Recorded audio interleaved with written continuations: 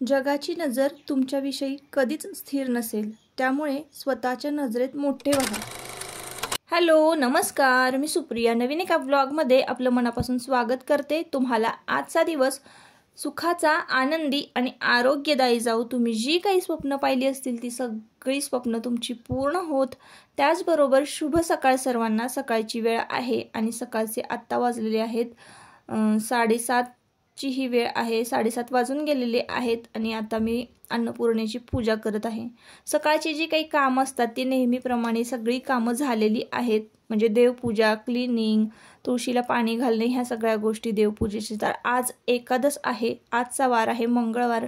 आणि रोज ना असं अन्नपूर्णेचं पूजन केलं ना की भारी वाटतं ना. एकदा की अंगवळणी पडलं ना एखादी गोष्ट किंवा एखादी सवय लागली ना, तर मग ती जर नाही केली तर मग दिवसभर ना असं वेगळंच फील होतं बघा. कसं तरी वेगळंच वाटतं की आज काहीतरी राहून गेलेलं आहे, आज आपण ही पूजा केली नाही. तर नेहमीप्रमाणे तुळशीला पाणी घालणे, सूर्यदेवांना अर्घ्य अर्पण करणे, अन्नपूर्णेची पूजा करणे आणि ह्या सगळ्या गोष्टी मी क्लिनिंग झाल्यानंतर करत असते. आधी घर स्वच्छ करून घेत असते. तर ह्या सगळ्या 2-3 ज्या सवयी आहेत माझ्या की तुळशीला पाणी घालणे आणि सूर्यदेवांना अर्घ्य अर्पण करणे, ह्या गोष्टी जर नाही ना केल्या तर मग दिवस असं चुकल्यासारखं वाटतं. काहीतरी राहिलेलं आहे, काहीतरी आपलं काम राहिलेलं आहे असं वाटतं. चुकल्यासारखं वाटतं. त्यामुळे त्या गोष्टी मी आधी करते. आता चहा ठेवलेला आहे, एका बाजूला दूध तापायला ठेवलेलं आहे. तर आमच्याकडे ना दूध बघा 56 रुपये लिटर आहे. तर एका बाजूला दूध तापायला ठेवले, एका बाजूला चहा ठेवलेला आहे. आणि रात्री काय झालं, मी एवढी थकले होते ना तर तशीच झोपले. आणि आत्ता म्हणजे मी विचार करत होते की नक्की कामाला कुठून सुरुवात करावी, काय करू आधी, हाच विचार करत होते मी. कारण कामं खूप सारी आहेत, वातावरणही बदलतंय, मधूनच आभाळ येतंय आणि मधूनच ऊन पडतंय. तर एखादं उन्हाळी काम करावं म्हटलं आणि लगेच पाऊस जर आला तर मग काय करू, याचाच विचार चालला होता. तर आपले उडदाचे पापड राहिलेले आहेत करायचे, ते तर करायचेच आहेत. तर इकडे ना मी माठावर थोडंसं पाणी घालून घेते. तर रात्री संपूर्ण कट्टा स्वच्छ केला ना, भांडी वगैरे घासून झाली रात्रीची जेवणाची की मी माठसुद्धा स्वच्छ धुवून घेते आणि रात्रीच माठ जो आहे तो भरून ठेवते. तर रात्री हे माठाचं जे कापड आहे ना, तर एक कॉटनचं पांढरं शुभ्र कापड मी माठाला गुंडाळलेलं आहे आणि ते सारखं अधूनमधून भिजवत असते. तर ते रात्री भिजवलं ना की सकाळपर्यंत कोरडं होतं. तर सकाळी पण छान भिजवून ठेवलं ना की दुपारचा वेळ जो आहे मधला वेळ, तर तेव्हा खूप गरम होत असतं ना, तर माठातलं थंडगार पाणी प्यायला जरा बरं वाटतं मधल्या वेळामध्ये, दुपारच्या वेळी. त्यामुळं मग सकाळीसुद्धा उठल्यानंतर पाणी म्हणजे कापड व्यवस्थित छान असं पाण्यानं भिजवून ठेवते. वारं लागलं की माठातलं पाणी जे आहे ते छान थंडगार होतं. सकाळी असं धूप लावलं ना की भारी वाटतं. मी रोज त्या व्हिडिओमध्ये म्हणजे रोजच्याच व्हिडिओमध्ये तुम्हाला सांगते. तर असो. तर ताईंनो, मला एका व्हिडिओखाली अशी कमेंट आली होती एका ताईंची की ताई, मला ना टेन्शन असतं खूप आणि तुमचा व्हिडिओ बघितला ना की मला बरं वाटतं, जरा मी टेन्शन फ्री होते, टेन्शन विसरून जाते. तर हे तर खूप छान कमेंट वाटली मला की माझं हे जे रुटीन आहे काही नाही, अगदी साधं सिंपल मी तुम्हाला दाखवत असते. एखादी रेसिपी वगैरे मी शेअर करत असते, क्लिनिंगचे व्हिडिओ असतात आपले. तर त्यातून जर तुम्हाला इतकं भारी सुख मिळत असेल तर त्यापेक्षा आनंदाची गोष्ट कुठली असू शकते माझ्यासाठी. तर असो, अजून आनंदाच्या 2 बातम्या मी तुम्हाला सांगते. तर आपण इतक्या वर्ष झालो बघा कष्ट करत आहोत, या चॅनलवर काम करत आहोत. तर हे जे यूट्यूब क्षेत्र आहे ना, खरंच खूप अवघड आहे यामध्ये सक्सेस होणं, मला तरी असं वाटतं सुरुवातीला. आणि मी यूट्यूब चालू केलं ना तेव्हापासून मी खूप साऱ्या चुका करत गेलेले आहे. त्यावर जर तुमच्याशी सविस्तर बोलायचं म्हटलं तर संपूर्ण एक अख्खा असा व्हिडिओ तयार होईल. तर तुम्हाला जर वाटत असेल की मी माझी यूट्यूब जर्नी तुमच्याबरोबर शेअर करावी तर नक्की कमेंटमध्ये सांगा. जास्तीत जास्त लाईक त्या कमेंटला आल्या किंवा कमेंट पडल्या तर मी नक्कीच त्यावर सुद्धा एक व्हिडिओ करेन की मी कुठल्या चुका केलेल्या आहेत. आणि एकच चूक नाही त्यांनी, खूप मूर्खपणाच्या चुका केलेल्या आहेत मी. त्या सगळ्या चुका मी तुमच्याबरोबर शेअर करेन. नाहीतर आत्तापर्यंत, आता बघा 2 ते 3 वर्ष झाले आपल्या चॅनलला आणि आतापर्यंत मी ना माझं कधीच पेमेंट चालू झालं असतं, पण मी चुकाच इतक्या करत गेले ना की पेमेंट माझं त्यामुळं आलंच नाही. आणि आता बघा गुगल पिन जो असतो ना तर तो आलेला आहे, तो येतच नव्हता लवकर. तर त्यासाठी मी काय काय प्रयत्न केले, मी कोणाकोणाशी बोलले, कोणाकोणाला भेटले, कसं कसं मी करत गेले, हे सगळं मी त्या यूट्यूब जर्नीमध्ये तुमच्याबरोबर शेअर करेन. तर फायनली आपलं गुगल एडिसन जे आहे, तर इकडे मी तुम्हाला फोटो दाखवते. तर गुगल एडिसन पिन आलेलं आहे, पिन व्हेरीफाय झालेला आहे आणि त्यानंतर US टॅक्स फॉर्म भरावा लागतो. तर तो फॉर्मसुद्धा मी भरलेला आहे. आणि त्यानंतर मग आपले जे डॉलर असतात ना, तर $100 कंप्लीट व्हावे लागतात आणि मग आपल्याला फर्स्ट पेमेंट पडतं. तर ते डॉलरसुद्धा जवळजवळ कंप्लीट होत आलेले आहे. आता इथून पुढे बँक अकाउंट वगैरे जोडायचं, असे बरेच फॉर्मॅलिटीज आहेत त्या कंप्लीट करायच्या आणि मग आपल्याला फर्स्ट पेमेंट येईल तेव्हा मी तुम्हाला नक्कीच सांगेन. तर आता बघा, सुरुवातीला मी तांदूळाची भाजी घालून घेतलेली आहे आणि मग त्यानंतर इथं आता आपल्याला ना पालक पराठा करायचा आहे. तर दुपारच्या जेवणासाठी मी इथं पालक पराठा करते, कारण सकाळी चहाबरोबर कोणी टोस्ट बिस्किट असं काही ना काहीतरी खाऊन घेतात घरातले, त्याच्यामुळं आणि उन्हाळ्याची जास्त भूकही लागत नाही. थोडंसं काहीतरी खाल्लं की लगेच पोट भरतं. उन्हामुळे जास्त सरबत, पाणी, चहा याचं जास्त सेवन होतं. तर असू ताईंनो, एका ताईंची अशी कमेंट आली होती ना की मला टेन्शन येतं किंवा तुमचे व्हिडिओ बघितले की फ्री वाटतं. तर थोडंसं मला आता सगळ्याच माझ्या मावश्या, माझ्यापेक्षा मोठ्या वयानं आहेत, त्यासुद्धा माझे व्हिडिओ बघतात. माझ्यापेक्षा लहान वयाचे आणि माझ्या बरोबरीचे जे आहेत त्यासुद्धा ताई माझे व्हिडिओ बघतात. तर त्यांना सगळ्यांना एकच सांगायचं आहे, तुम्ही वर्किंग वुमन असाल किंवा घरामध्ये काम करत असाल, टेन्शन कोणाला येत नाही, ही टेन्शन सगळ्यांना येतं ताईंनो. त्याच्यामुळे टेन्शन घ्यायचं काय गरजच नाही आहे. आपण जगामध्ये स्वतःला जास्त महत्त्व दिलं ना, तर टेन्शन ही क्षुल्लक गोष्ट वाटू लागते आपल्याला. आणि आपण जगायला आलेलो आहोत इथं, ना की आपण कोणाबरोबर कॉम्पिटिशन करायला आलेलो आहोत जन्माला, किंवा ना की ह्याचे त्याचे हेवे दावे काढायला या जगामध्ये जन्म घेतलेला आहे आपण. अजिबात नाही. आपलं घर आणि आपण आणि आपल्या मुलांची प्रगती कशी होईल, त्यांच्यावर कसे चांगले संस्कार होतील किंवा त्यांच्यामध्ये काय कमी आहे, काय डेव्हलप करायला पाहिजे, ह्या सगळ्या गोष्टींचा विचार करायचा. तर टेन्शन घेण्याची काहीच गरज नाही आहे. आता बघा, आपल्यापेक्षा गरीब माणसं जी आहेत ती सुद्धा या जगामध्ये जगतच असतात ना. चटणी भाकरी काही का खाऊन होईना ते जगतात. फाटकी तुटकी पुस्तकं वापरून त्यांचं शिक्षण पूर्ण होत असतं. तर ज्यानं आपल्याला चोच दिली आहे तोच आपल्याला दाना द्यायचं काम करत असतो, असं म्हणायला हरकत नाही. आपले हे गरिबीचे दिवस असतील ना, ते हळूहळू पुढे बदलतातच. प्रत्येकाचं काही ना काहीतरी स्वप्न असतं, पण ते स्वप्न पूर्ण करण्यासाठी कष्ट पण केलंच पाहिजे ना. नुसतं दे रे हरी आणि पलंगावरी असं म्हणून कसं चालेल. तर फक्त ते जे काही काम असतं ना आपलं, ते मन लावून करणं, कष्ट घेणं, त्यासाठी हे गरजेचं असतं, ना की फक्त टेन्शन घ्यायचं आणि डोकं लावून नुसतं बसायचं. हे असं कधीच करायचं नाही आयुष्यामध्ये. आणि खरं सांगू का, तर मी पहिली अशी व्यक्ती असेल म्हणणारी की मला खरंच कुठल्या गोष्टीचं टेन्शन येत नाही. आलं तरी ते तेवढं पुरं ते मी डोक्यात ठेवते आणि लगेच सोडून देते.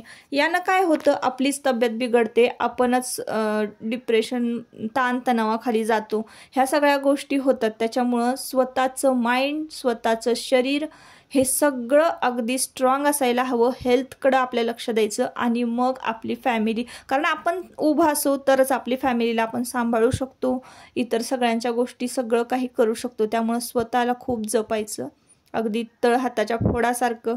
थोडं जरी काय झालं की लगेचच स्वतःकडे लक्ष द्यायचं आणि टेन्शन अजिबात घ्यायचं नाही, एवढंच मला सगळ्यांना सांगायचं आहे. तर असो, छोटंसं एक मी तुम्हाला समजावून सांगण्याचा थोडासा प्रयत्न की चित्ता आधी चिंता जाळी, हे वाक्य तुम्ही ऐकलं असणार आहे. तर चित्ता आणि चिंता यामध्ये फक्त एका टिंबाचं अंतर आहे. तर चितेपेक्षा ना चिंता जास्त जाळत असते. त्यामुळं कुठल्याही गोष्टीची चिंता नाही करायची, सगळं आपलं देवावर सोडायचं आणि आपलं जे रुटीन आहे, आपलं जे शेड्यूल आहे ना, ते एकदम व्यवस्थित असं दिवसभराचं बसवायचं, जेणेकरून आपल्याला कुठलंच टेन्शन येणार नाही. टेन्शन घ्यायला वेळच मिळणार नाही, इतकं बिझी स्वतःला करून घ्यायचं. तर असो ताईंनो, आता इकडे बोलता बोलता माझा लसूण वगैरे सोलून झालेला आहे. तांदूळाची भाजीसुद्धा मी छान परतलेली आहे. ज्यांना पराठे खायचे नसतील ते भाजी भाकरी खातील. आमच्याकडे असं पातळ भाजी असलीच पाहिजे असं काही नाही. सकाळच्या वेळेला पालेभाजी जर असेल ना, तर भाजी भाकरी, चटणी, पापड असं घेऊन खायला आवडतं सगळ्यांना. तर भाजी इथं मी तांदूळाची केलेली आहे आणि लगेचच पालक पराठा करायला घेणार आहे. तर आता इकडे ना भाजी एका भांड्यामध्ये काढून घेतलेली आहे आणि लगेचच त्या भाजीवर झाकण ठेवून ही कढई जी आहे ती धुवून घेणार आहे. तर काय होतं ना, स्वयंपाक करता करताना बरीचशी भांडे निघतात. तर मी काय करते, जर जितके कमी भांडे निघतील ना घासायला तेवढं बघत असते. आता ही भाजी परतून घेतली ना, तीच कढई धुवून घेतली आणि त्याच कढईमध्ये आपल्याला ना पालक परतायचा आहे. आता तुम्ही पाहिलं असाल की मी पालक कट करून एका टोपलीमध्ये छान स्वच्छ धुवून घेतला आणि 1 मिनिटभर ना पाण्यामध्ये पालक भिजत ठेवायचा, म्हणजे त्याच्यावरची माती वगैरे जी काही आहे ना ती सगळी निघून जाते आणि लगेचच पाण्यातनं काढायचा, तेवढाच तो टवटवीत सुद्धा होतो. थोडंसं तेल कढईमध्ये घातलेलं आहे आणि पालक छान निथळून घ्यायचा आहे धुवून आणि मग त्यानंतर त्या तेलामध्ये थोडंसं जिरं घालायचं आहे आणि लगेचच आपल्याला स्वच्छ धुतलेला जो पालक आहे तर तो त्या तेलामध्ये परतून घ्यायचा आहे. अगदी थोडं तेल घातलं, तुम्ही पाहिलं असाल अगदी थोडं. आणि हा पालक जो आहे ना तो छान निथळल्यानंतर परतून घ्यायचा आहे आपल्याला.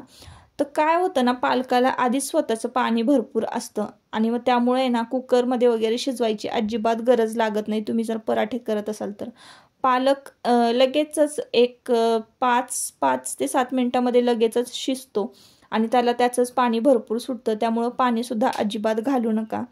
तर हे पराठे ना इतके हेल्दी असतात आणि खायला सुद्धा तितकेच टेस्टी. तर उन्हाळ्याच्या दिवसामध्ये ना काय होतं, जेवण जात नाही आणि मग असं वाटतं काहीतरी चवदार खावं, थोडंसं खावं पण चवदार खावं. त्यासाठी ही रेसिपी ना अगदी परफेक्ट आहे. उन्हाळ्याच्या दिवसामध्ये मी असंच काही ना काहीतरी करत असते, किंवा वडापाव, मेंदूवडे, असं वेगवेगळं बघा, दाबेली, हे असंच चाललेलं असतं घरामध्ये, मिसळपाव वगैरे. तर नॉनव्हेज तर सहसा उन्हाळ्यामध्ये थोडं कमीच होतं. थोडंसं मीठ घातलेलं आहे, छान परतला आणि त्यावर झाकण ठेवून दिलेलं आहे. आता हातासारखे आजूबाजूला जे पाणी जर असेल ना तर ते सुद्धा मी क्लीन करून घेते. आणि आता ही काय झालेलं होतं, सकाळी कामं तर झाली, देवपूजा वगैरे झाली, पण माझे हे जे रात्रीचे भांडे आहेत ना तर ते रॅकला लावायचे राहिले होते. तर चला म्हटलं हे पटापट सगळे रॅकला लावून घेऊया. इकडे पालक शिजेपर्यंत भांडे सगळे रॅकला लावून घेतले आणि त्यानंतर बघा, सुरुवातीला मी लसूण सोलत होते, तर लसूण सोलून झालेला आहे. आणि इकडे मिरची, आलं, तर 1 ते 1.5 इंच तुकडा आलं असणार आहे. 10-12 मिरच्या घेतलेल्या आहेत, लसणाच्या 7-8 पाकळ्या घेतलेल्या आहेत. तर लसूण आणि मिरची ना थोडंसं जास्त प्रमाणात असेल ना तर पराठ्याला मस्त टेस्ट येते. तर पिठामध्ये कसं होतं, मिरची आणि लसूण मिक्स केला ना की कसं होतं, त्याचं जरा चव जी आहे ना ती आपल्याला कळत नाही. त्यामुळे त्याचं प्रमाण जे आहे ते थोडं जास्त घ्यायचं. तर पीठ मी किती मळते तुम्हाला दाखवतेच, पण त्यानुसार बघा, मी 7 ते 8 मिरच्या घेतलेल्या आहेत. मला कदाचित असं वाटते त्यापेक्षा जास्तच मिरच्या असाव्यात. लसूण भरपूर घातलेलं होतं आणि 1-1.5 इंच आल्याचा तुकडा घालून मिक्सरला वाटून घेतलेलं आहे, पेस्ट केलेली आहे. त्यानंतर पालक शिजला आणि पालक जो आहे तो त्याच मिक्सरच्या भांड्यामध्ये आपण वाटून घेणार आहोत. आणि पालकाला जे पाणी सुटलं होतं ते मी इकडे परातीमध्ये ओतून घेतलेलं आहे.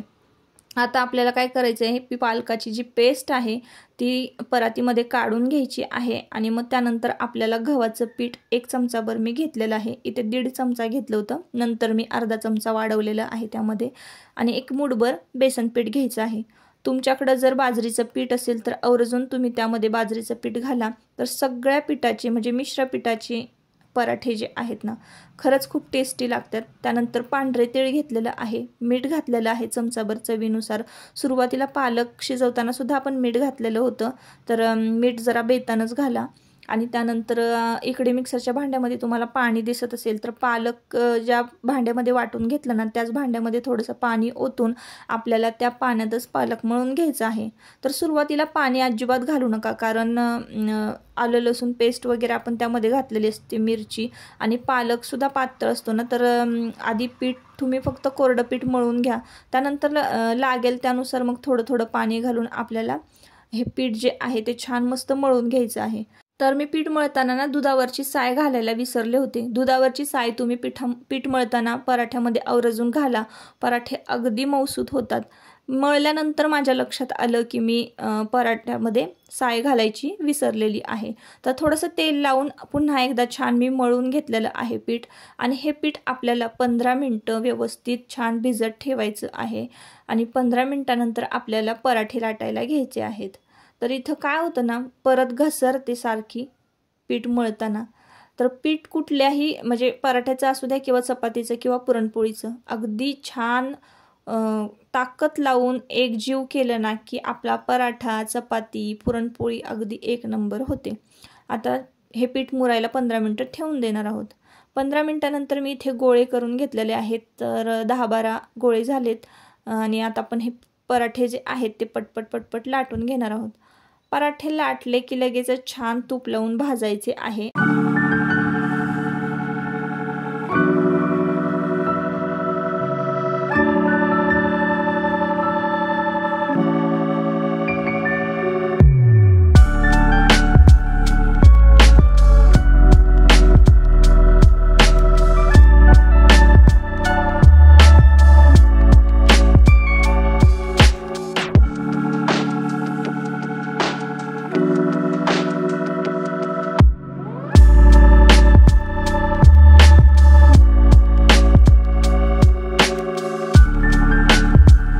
तर तूप लावून पराठे खमंग भाजून घेतलेले आहेत आणि छान अलटीपलटी करून भाजायचे.